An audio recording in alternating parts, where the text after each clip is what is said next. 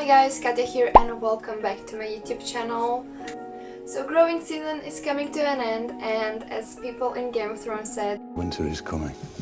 So you can probably guess what this video is gonna be about. I wanted to create this video because I wanted to help all of the newbies in our plant community that have not experienced their first winter yet. I have experienced one, so you'll be hearing it from someone who had experience with it. I did used to have a smaller collection back then, but some of the techniques and tips and tricks that you learn, you kind of just take them with you. And I also posted an Instagram story with questions, what basically you want to see in this video. So at the end of every section I will be trying my best to answer those questions, and also I will include the tips that you guys have told me. So as I mentioned, this video will be sectioned and I will be making it in several parts just because there is so much information crammed into one video that it would be like 40 minutes long. So I decided I will take it step by step, and the first three sections that we're gonna be talking about today is light, temperature and humidity. So kinda the most important things that come to surviving winter with your plants. By the way, I do have my trusty notebook here just because there's a lot of information to just put in a notebook. So yeah, that's it, and let's dive into it. Okay, so the most important characteristics, or the most important thing when it comes to surviving winter with your plants and why obviously they struggle is the light. So as we enter the winter or even just the fall, daylight hours will decrease, which will lead to less light available for plants to grow and photosynthesize, which can also cause dormancy in certain cases, but I will get this into a bit later. So when we talk about daylight cycle, we're talking about how many hours per day there is sunlight, or there is some sort of light that plants can use to photosynthesize and make energy. So generally accepted, or like the medium of this, is 12-hour cycle. So it means 12 hours it's gonna be light and the other half is just gonna be dark. And plants have their way to react if the daylight cycle increases or it decreases. So if the cycle is shorter than 12 hours, plants will see this as entering into dormancy season and they will slow down their growth. Some even produce flowers, but for those plants to flower they actually need to have lower daylight hours. And some might even go into dormancy as well. The amount of hours is increased, the plant will see this as a peak of a growing season, and it will be producing more leaves and more shoots rather than flowering. But this is what we want, so we want to encourage them to keep growing. The ideal cycle for tropical plants is 14 hours of light per day, so 14-hour daylight cycle. There's one thing I'd mention: I do not suggest growing your plants in full light the whole day, because they do really need that nighttime to rest, as we do human beings, because it can really put a lot of stress on them if you don't leave them to rest. They're using that nighttime to properly decompose and store certain components that they make throughout the day when they're photosynthesizing. So as much as you want them to fully grow, don't leave them on full-on light, okay? So to achieve that optimal 14-hour daylight cycle, you have two options what to do. You can have supplementing lighting. This means that you'll only be supplementing amount of hours that you need to get to the 14-hour cycle. So let's say that the daylight in the winter is 8 hours per day, so you're only gonna be needing to supplement for... I'm not sure. I'm afraid we need to use math. So you're only gonna be needing to supplement for 6 hours. This method is a bit trickier because as we enter more into the winter time, the day will shorten, so you have to adjust the hours as the daylight changes throughout the time.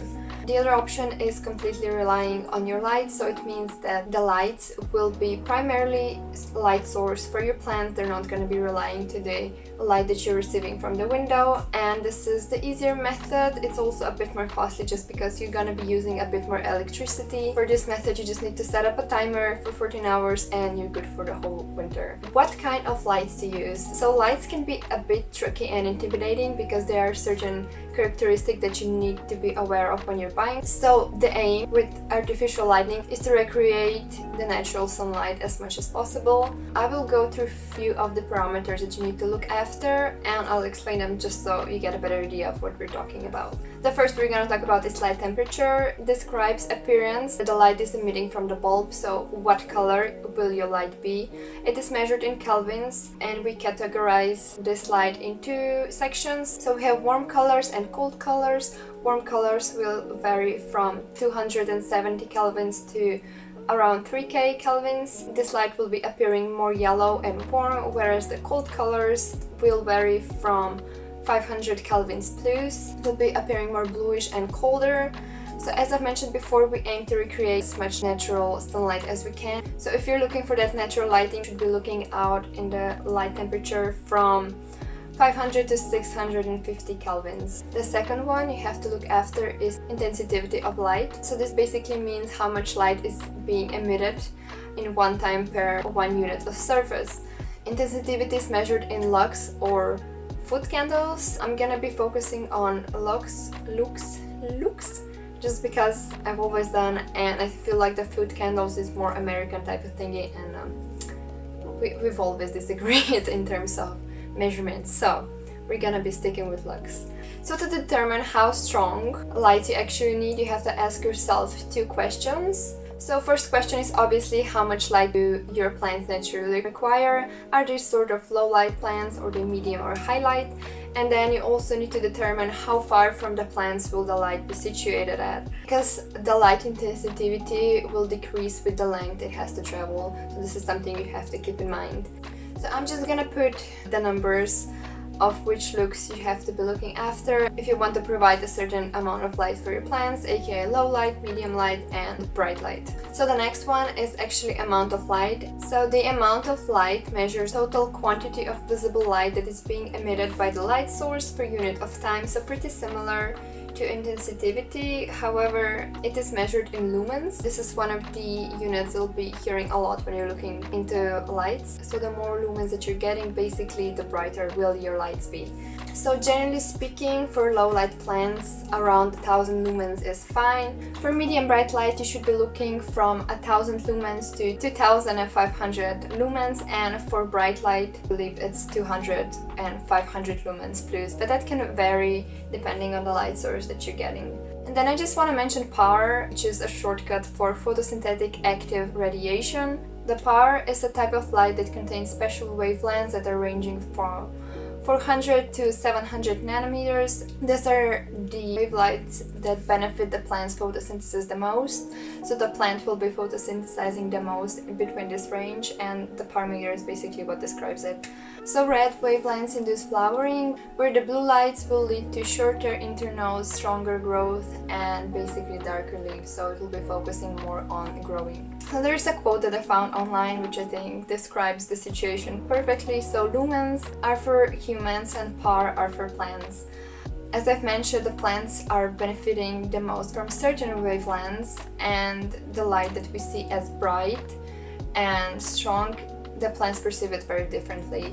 But the problem with majority of lights is they don't have this parameter given, so you only have to rely on lumens, which is good. Like, it's good if you're growing only as an amateur, but you're not like a professional nursery growing, then you should be looking into PAR meters.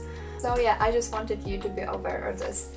I just want to mention here that all the lights that I'm using should be falling under low light category, but I'm getting good and healthy growth from all of my plants, so I believe that they're happy, and sometimes the plants will be able to grow in lower light conditions just fine, because if it is too much light, the plant will start losing its color and the leaves would get bleached, and it's just not pretty. And I had that happen with my lights, so they are definitely strong enough. If you have a too strong of a light and you see that it's burning your plants, I suggest you get a dimmer just so you can lower the intensity of the light down a bit. Okay, we are moving to other section, which is the temperature. So this is another factor that our spoiled tropical plants are very susceptible to. I'm not sure where you're situated at, but here it gets pretty cold and we get -degrees, and it's just not a fun environment to grow plants, you know. So generally speaking, anthuriums and philodendrons can't tolerate the temperatures of 12 degrees Celsius. A little disclaimer, I'll be talking in Celsius just because we're situated in Europe. If you wish, you can convert that to yourself. As I mentioned, the 12 degrees Celsius is the bare minimum that these plants should be exposed, and only expose them to that temperature if you must for a short amount of time. This shouldn't be like a base temperature that your temperature should drop. Monsteras, on the other hand, since they have a bit more thicker leaves, so they can tolerate lower temperatures better than philodendrons and anthuriums can, you still shouldn't be exposing them to temperatures under 12 degrees. Okay, so the middle ground for this would be 20 degrees of ambient temperature. So this is something that you should opt to keep your temperature at, because at this temperature the plants will still be growing. They'll be growing a bit slower, but they'll still be growing, and if you expose them to lower temperatures, it can kind of stress them out a bit, so try to not have such fluctuations in temperature. Dormancy usually occurs with lower temperatures and lower daylight hours, as well as humidity, but I feel like the humidity isn't such a big factor here. As I've mentioned before, if you're keeping your plants in low temperatures, they will decrease their metabolism so they can sustain the temperatures better, and they'll try to preserve as much energy as they can to survive. And when they do that, it means that they will enter dormancy, and what will happen is they will limit their new foliage growth. They might even drop some of the older leaves or all of the older leaves, but their roots will continue growing and they'll continue to stay healthy. It's very common for alocaceas and caladiums to go dormant, especially during winter. Their bulb will stay intact. It will resprout in spring once the temperatures and the humidity and all the factors are good for growing again. You heard me mention ambient temperature. It refers to air temperature or temperature of the air that's around the plants. So as I said, I recommend that one to be 20 degrees plus if you can. But then another factor you have to take into account is soil or media temperature, and that basically refers to what temperature is your growing medium staying at. So I have this alocasia here, and let's say ambient temperature around it is 20 degrees, but keeping it on a heating mat, it means that the soil temperature will be different from ambient temperature. And it is generally recommended to have medium temperature higher than ambient temperature, so this way the plant will be coping with colder temperatures much better. So the sweet spot for media temperature is around 23 to 24 degrees, and this is the temperature where I notice a lot of new root growth. So it's very useful to keep the media temperature higher, especially if you're rooting some stuff in the winter.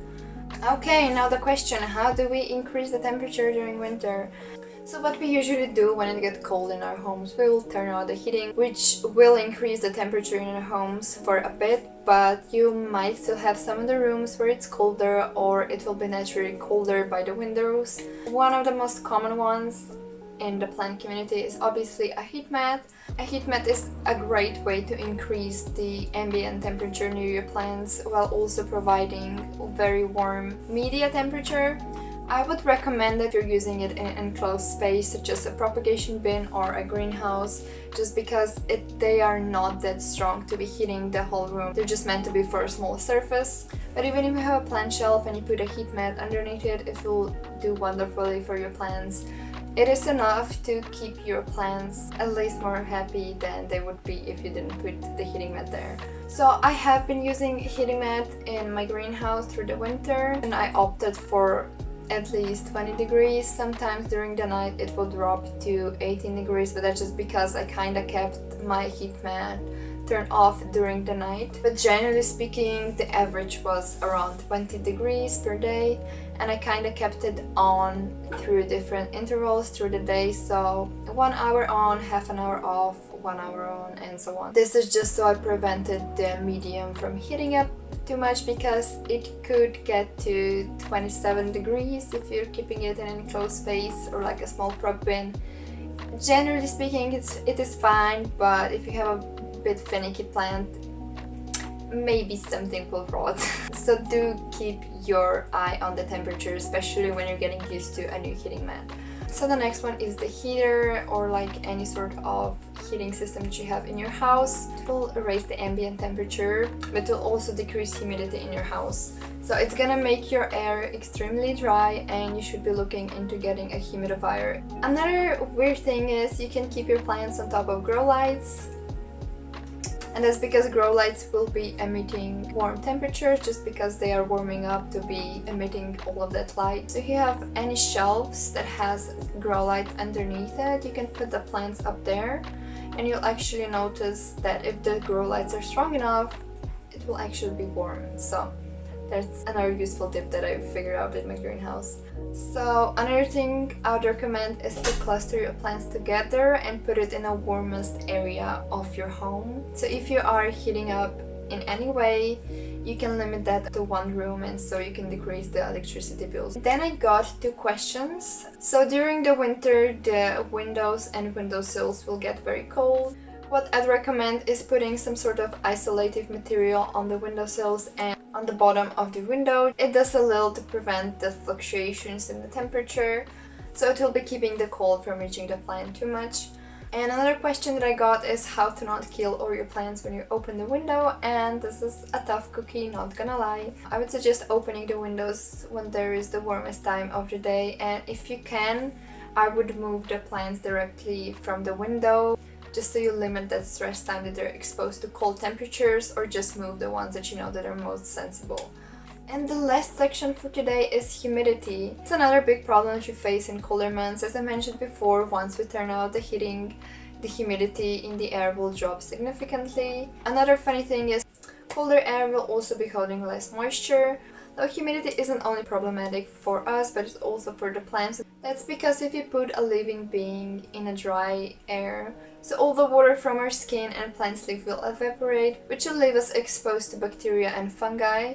The water acts as a protective barrier from the outside world. So another thing, you also want to avoid having too much of humidity, because especially in the colder months it can make fungus thrive and you'll be getting mold in the corners, and it's just not pretty, so beware on the humidity. If you're keeping plants in drier air, it means that they'll be transpiring more, just because, as I've mentioned before, the water from their leaves will be evaporating and they need that water to replace it. So the soil will be drying out more as well, and for some plants it's just not enough to supplement that water loss by increased watering. So if you start to notice dull looking leaves, brown tips and yellow edges, this usually means that the plant is suffering from low humidity. The new growth would also be slowed down and the new leaves will be smaller. Fun fact, plant leaves actually grow with the humidity, so this is why you'll see big leaves growing in high humidity. So how to increase humidity in your home? The basic one is obviously get a humidifier. There is a ton out of there in the market and they have a lot of functions. You really can get what you want exactly at this point. But when you're getting a humidifier, you have to narrow down where will you use it, how big of a space do you wish to humidify, do you wish to have warm mist, cold mist, automatic settings, you have to research humidifiers a bit. So for bigger rooms or big greenhouses, I'd recommend humidifiers that have big tanks, so we're talking about 5 to 6 liters, but if you want to humidify a small room, you can even get the oil diffusers. I think they hold from 300 millimeters to a liter, and it will be enough to humidify that room, and if you do not wish to spend a fortune on the humidifier. So the minimal humidity that you should be opting is around 50%. It will be good for your plants, it will be good for you and your skin, but in the colder months you probably shouldn't be going above 70 or 80% of humidity, because that's really high and it will cause mold in your home. So another DIY tip to raise the humidity in your house is to put a bowl of water on a heater, because the water will be evaporating and it will actually increase your ambient humidity. This only works on smaller scales, so we're talking about small rooms, and it's not like a permanent solution. Another one is if you have a sufficient lighting in bathroom, I would suggest moving your plants there, because in bathroom, we all know, it's most likely the most humid room that you have in your house. And if you can move your plants there with sufficient light, good for you, man, good for you. Like, you're off to a good start. Just get the temperature and you're good to go. There was another question that I got, is how to encourage growth throughout the winter. The 3 categories that we went through today are actually the most important if you wish to have your plants growing throughout the winter. So you have to provide sufficient light. You need to provide minimum temperature while also maintaining somewhat normal humidity. So if you have these factors checked, your plants will continue to grow. They may slow down just a bit, but that's fine. Throughout the whole winter, I was receiving active growth on all my plants, so it is possible, but you do have to put in some of the work and energy into that. So yeah, that was it for our first episode. I hope you enjoyed, and I hope the explanations weren't all over the place. If you have any questions, feel free to ask me in the comments down below. So yeah, I guess I'll see you next time. Bye!